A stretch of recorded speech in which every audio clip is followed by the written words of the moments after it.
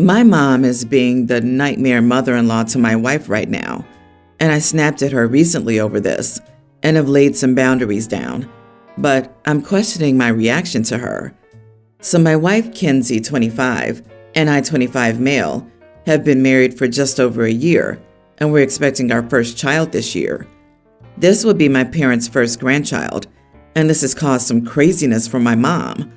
She's aimed most of this at Kenzie, but I did step in when I learned how pushy my mom had become. This started right after our pregnancy announcement. My mom went to Kenzie and told her we should name our child Roger if we had a boy, and Elizabeth if we had a girl. Roger was my mom's grandfather, and she wanted to name me or one of my brothers Roger, but Dad vetoed the name every time. Elizabeth is her favorite girl's name, and my dad vetoed that for my sisters too. Kenzie told her we weren't looking for name suggestions and that we had already discussed a few. My mom told her the names were important and should be used. A couple of weeks after the first incident, my mom asked Kenzie if she knew whether baby Roger or baby Elizabeth was joining the family. Kenzie told her neither of those names was in the running, and we didn't know yet. Kenzie mentioned Mom bringing up the names to me, but downplayed how pushy she was, so I said nothing. We learned we were having a boy, and my mom became so pushy that she ordered blankets and clothes with the name Roger embroidered on them. The first we knew of this was when she gave us a little door decoration with the name Roger on it. I told my mom then that we still needed to finalize a name and would announce it after he's here anyway. She went to Kenzie again and told her she was making her angry by refusing to comply. They argued about it, and Kenzie told me about it afterward. I talked to my mom and clarified some things, and she asked why nobody in this family wanted to use the name she loved. I told her she should work through that herself because we're not obligated to use them.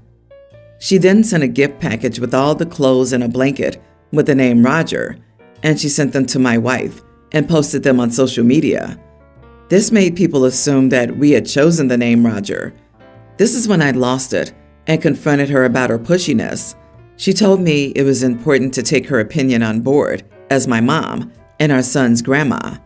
And that's when I told her she had zero rights to name our baby, and her opinion wasn't wanted or important here.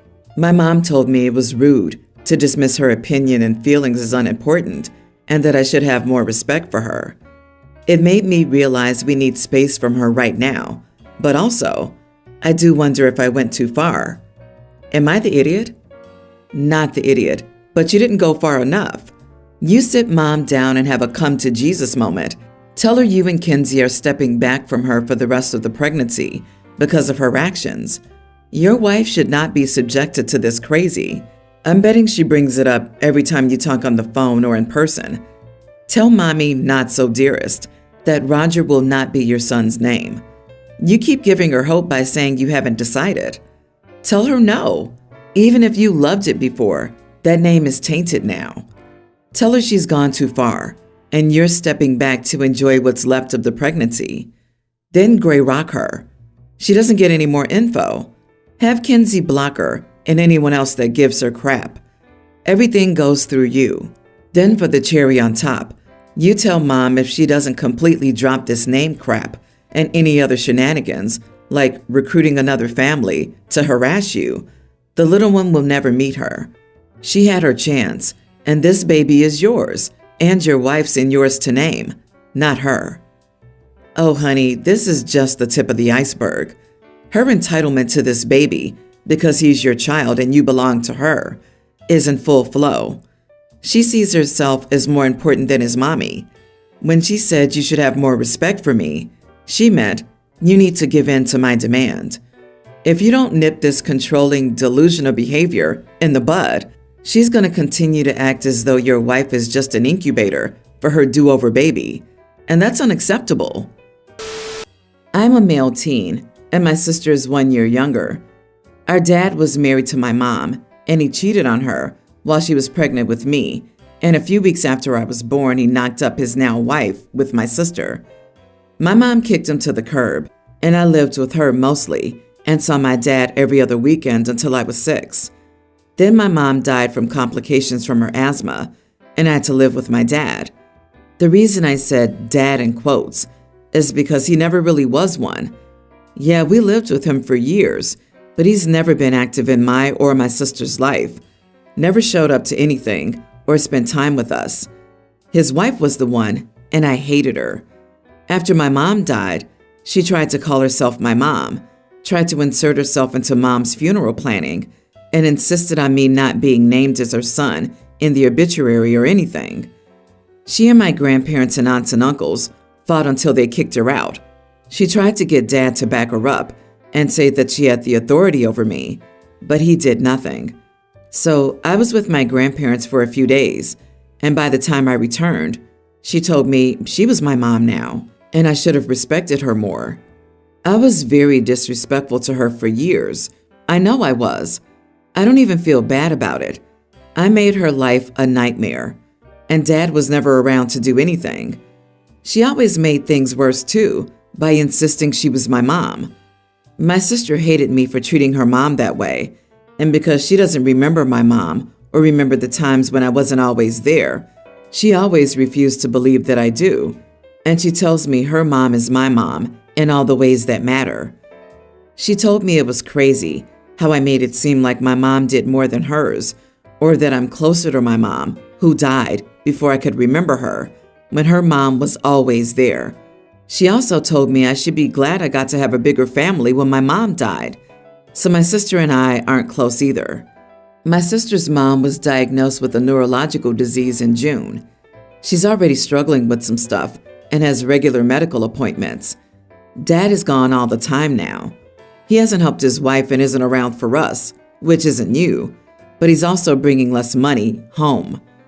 My sister's upset about her mom, taking her anger out on me. She's so disrespectful about my mom and has wished she could do stuff to her grave when she's trying to make me angry. But the other day, she told me my mom was disgusting and ugly, that she had been a lousy wife and mom, and that's why Dad had chose her mom. She told me her mom was much better, and I should be grateful for her and doing everything possible. She told me we had to take care of her now. I looked her in the eye and told her she was all alone in taking care of her mom because I hated her mom and would never help her. She got really upset, broke down crying, and ran off to her room. Yesterday, she told me I was such an idiot, that I was meant to be her brother, and that I should love her enough to be better and support her. Am I the idiot?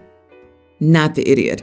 And ask her if she's excited for the new mom she'll get when hers dies. Based on how little her dad is home and how he's bringing home less money, I'd suggest she probably already has a new mom and possibly new siblings lined up. Oh, he's probably got another kid, or at least knocked someone up. I'd ask your grandparents to get custody, or just leave. Stepsis and her mom are trying to manipulate you, and you understood that a long time ago. She's sad her mom is sick.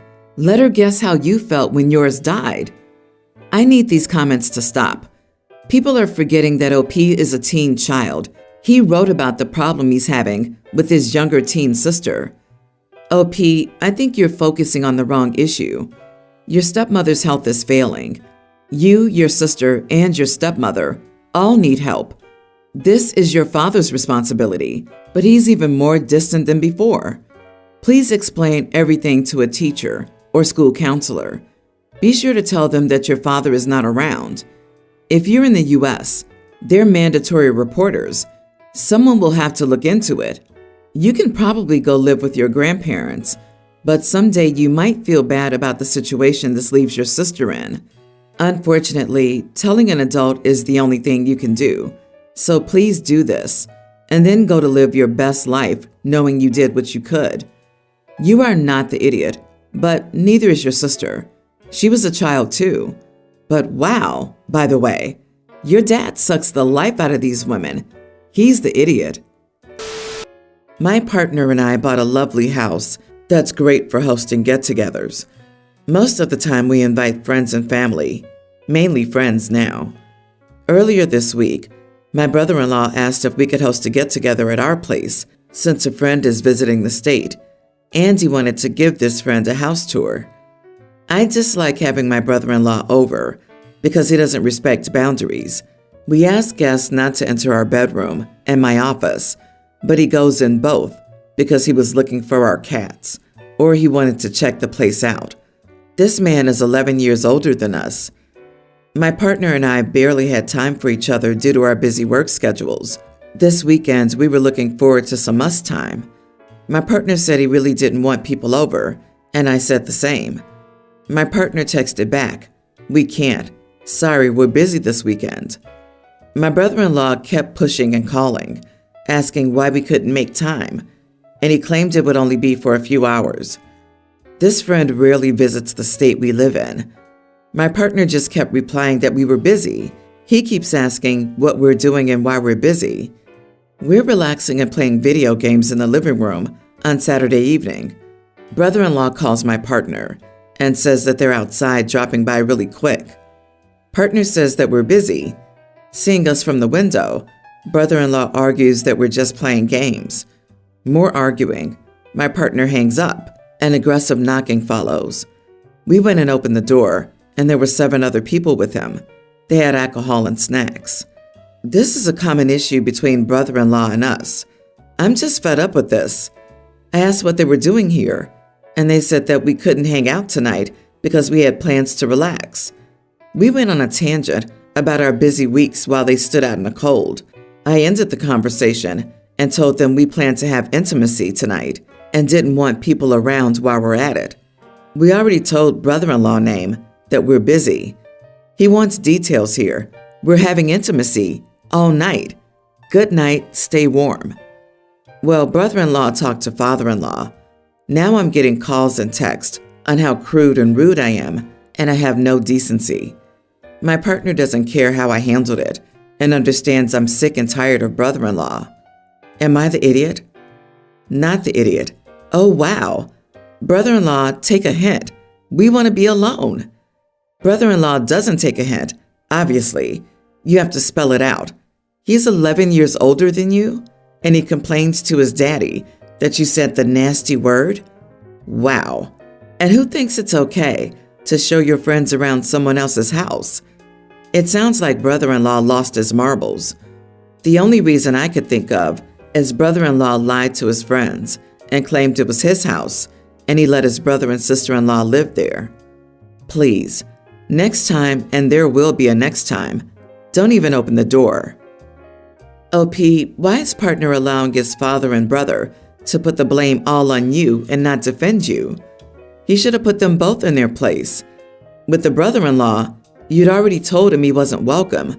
A quick call to the police may have dispersed his group on the front lawn, as he's showing he doesn't respect you and thinks he can walk all over you and your husband. Father-in-law can mind his business. Next time, the party can go to his house, and let's see if he isn't complaining. If your partner allows them to turn you into the bad person, you have bigger issues than a party. My niece, pre-tween, always comments whenever I bring pizza to my sister's house. She'll say things such as, "I don't eat that processed crap," and my sister never corrects her behavior. We've attended family functions and gatherings at her place a lot these past few months. I've asked my sister each time if it's fine, and she says yes. My son has lately picked up on these comments, and he asked me why she's saying it. I just told him she probably wanted to eat healthy, since I didn't want to escalate the situation. A few days ago, I brought pizza again, to which my niece made the same comments. My son this time said, "Don't eat it then. It's not for you anyway. You can go outside and eat leaves if you're so healthy." My son's the same age as my niece, his cousin. All the other kids started laughing, and she started crying loudly. My sister sees this and takes her side. After the function, my sister called me and asked my son to apologize. I tell her he doesn't need to apologize, since her daughter's been making these comments, and she's doing nothing about it. She says her daughter's just speaking her mind as a kid, which I said that my son's doing the same thing, and she shouldn't make comments if she can't handle it coming back to her. My sister told my parents, who had also witnessed the situation, and my parents told her that she should correct her daughter's behavior. I will note that quite a few people noticed what my son said, with some even praising him like a hero. Some of my other cousins were calling him a little CEO and whatnot. Not the idiot. I don't think your son should apologize unless your niece apologizes, but it would help if you also let your son know that what he said wasn't a good way to handle it.